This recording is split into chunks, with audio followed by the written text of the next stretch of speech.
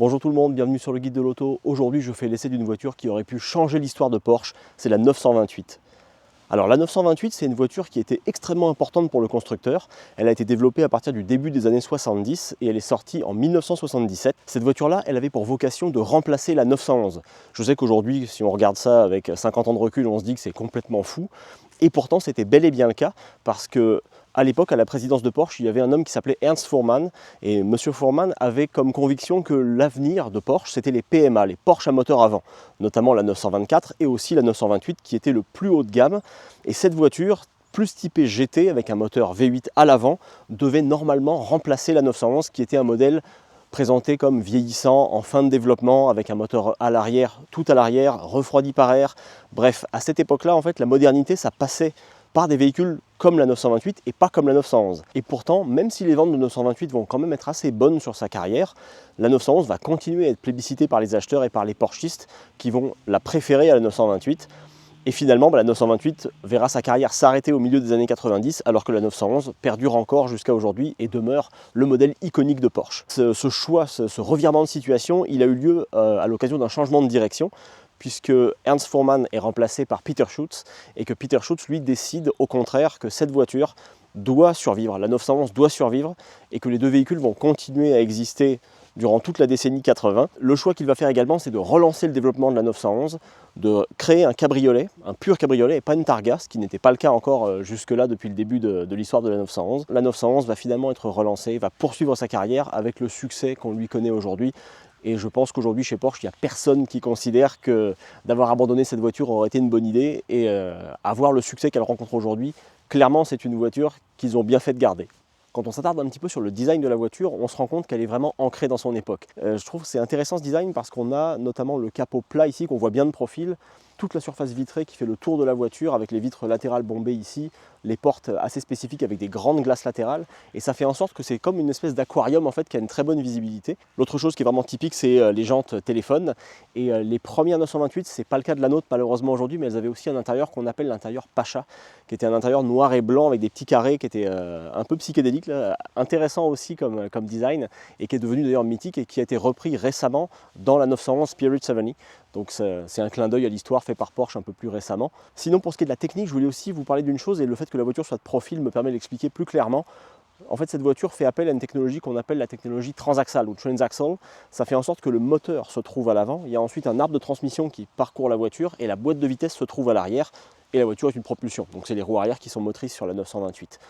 Cette disposition, elle permet de répartir le poids d'une manière un peu plus équilibrée dans la voiture. Parce que si on avait un gros V8 plus une grosse boîte de vitesse, tout logé à l'avant, on aurait trop peu de poids à l'arrière et une répartition des masses qui serait mal calibrée.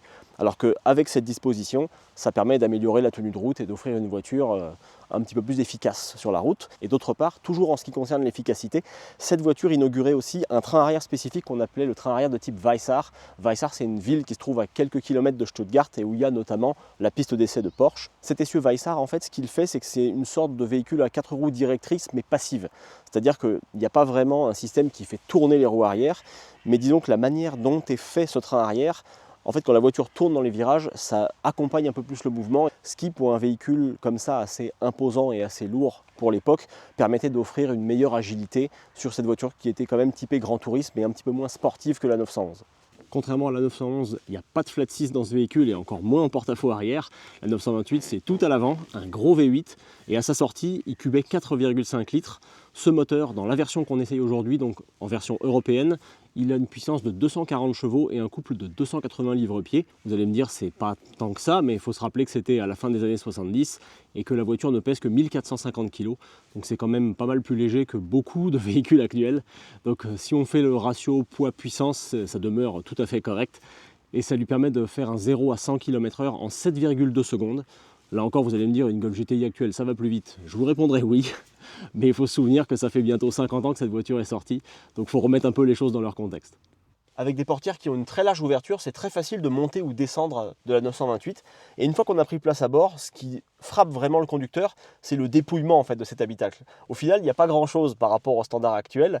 On a ici une horloge, un autoradio, la commande de ventilation avec la température, un cendrier, inévitable dans ces années-là évidemment, les commandes des vitres électriques sur la console centrale, et face au conducteur, les commandes aussi les plus basiques et les plus indispensables, notamment les feux de détresse, les phares, les antibrouillards, etc. Et un très bon point côté ergonomie pour Porsche, c'est qu'en fait, la voiture permet de régler le volant en hauteur, mais en fait, c'est pas juste le volant, c'est tout le bloc qui bouge avec le volant.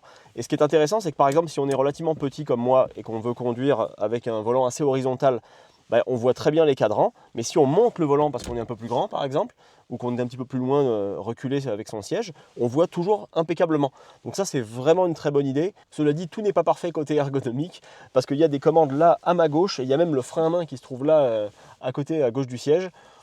Un peu drôle comme disposition, mais on finit par s'y faire finalement assez rapidement. La voiture que je conduis aujourd'hui, c'est une 928 un petit peu spéciale. Déjà, c'est un modèle en série limitée à 140 exemplaires.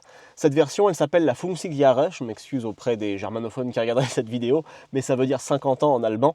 Et en fait, c'était pour commémorer les 50 ans de la fondation du bureau d'études de Ferdinand Porsche père. Donc en 1931, donc cette voiture est sortie en 1981 pour commémorer cet événement. Et ce modèle spécifique, il a été fait à 140 exemplaires en Allemagne, ils étaient tous identiques, avec un extérieur gris météore métallisé, un intérieur rouge vin avec le tissu central des sièges avec du blanc dessus, et la signature de Ferry Porsche, donc le fils de Ferdinand, apposée sur les appuis-têtes. Bon, c'est le moment de mettre le V8 en route.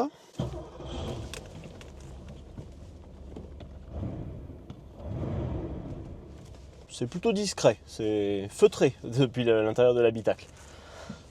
Allez, frein à main à gauche. Juste pour vous dire aussi, je ne l'ai pas précisé tantôt, la voiture en fait était disponible avec 2 boîtes de vitesses, une automatique à 3 rapports ou une manuelle à 5 rapports. Moi j'ai la manuelle aujourd'hui. Et sachez aussi que c'est une boîte inversée, donc première en bas. Allez, c'est parti.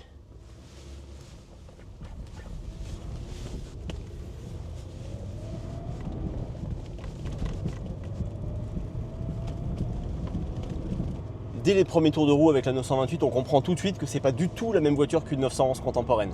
J'ai eu le privilège d'en conduire deux, une des années 80, qui était une SC atmosphérique et une turbo de 78, et c'est vrai qu'on est dans un autre monde avec la 928. C'est une voiture qui est beaucoup plus souple, beaucoup plus feutrée, beaucoup plus silencieuse, et très raffinée par rapport à une 911 de l'époque. C'est assez curieux aussi parce que le V8 est plutôt discret. Honnêtement, à 2-3 000 tours par minute, il y a suffisamment de couple, la voiture relance déjà suffisamment bien. Et on n'a pas en fait un gros coup de pied aux fesses ou une voiture qui va se montrer aussi tranchante qu'une 911, même de l'époque. Donc c'est vrai que c'est une manière d'envisager la sportivité qui est différente, beaucoup plus grand tourisme, beaucoup plus confortable. Sincèrement, les sièges, je les trouve d'un confort exceptionnel. Je pense qu'on pouvait vraiment accumuler les kilomètres au volant de cette voiture sans le moindre problème, ça devait vraiment être un régal. Le seul petit bémol, je trouve, c'est la boîte de vitesse. Il y a quand même un débattement qui est assez grand au levier. La progressivité de l'embrayage est correcte. C'est mieux qu'une 911 contemporaine, mais ça demeure assez moyen dans l'absolu. Bon, allez, on va pousser un petit peu plus. Oh, après 4000, ça se réveille. Ouais, le V8, en fait, a un peu deux visages. La puissance est obtenue assez haut. On est à 5250 tours, donc c'est vraiment dans le haut du contour que la puissance est obtenue. C'est vrai qu'entre, disons, entre 2 et 4000, ça fonctionne bien, mais c'est assez doux. Et là, on a un petit peu plus, on a plus de punch quand même, c'est le fun.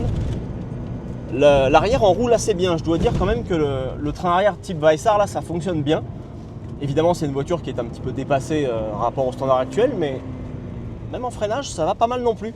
Honnêtement c'est assez surprenant, c'est un véhicule vraiment typé grand tourisme. Honnêtement on n'est pas sur une 911, cela dit c'est moins demandant, c'est plus sécurisant aussi qu'une 911 de l'époque parce que pour avoir conduit une turbo contemporaine c'est quand même une voiture dont il faut s'occuper et qui est assez capricieuse à la limite on va dire, alors que là c'est tout le contraire.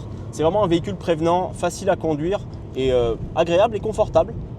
Bon, qui dit essai d'une voiture grand tourisme dit aussi évidemment un peu d'autoroute, on est en Allemagne. Et là on est sur une autobahn sans limite de vitesse, je vais arrêter de vous regarder parce que la vitesse est un petit peu élevée devant moi. Mais sincèrement je suis impressionné par la stabilité de la voiture à haute vitesse. Là il y a une BMW M3 Touring qui ouvre la route devant moi. La voiture elle est à 200 km/h, il n'y a pas 1 mm de volant qui bouge. C'est absolument impeccable. Sincèrement, ça devait être une voiture, une tueuse d'autobahn quand elle est sortie à l'époque. Et c'est très impressionnant. Si ce n'était pas des bruits de vent, parce que quand même la voiture est moins bien sonorisée qu'une voiture actuelle, sincèrement ce serait une autoroutière bluffante. Et en Amérique du Nord, avec nos vitesses atteintes à nous, franchement c'est une voiture qui se prêterait très bien à une conduite autoroutière, même pendant très longtemps. Et le confort de la voiture est aussi un point fort.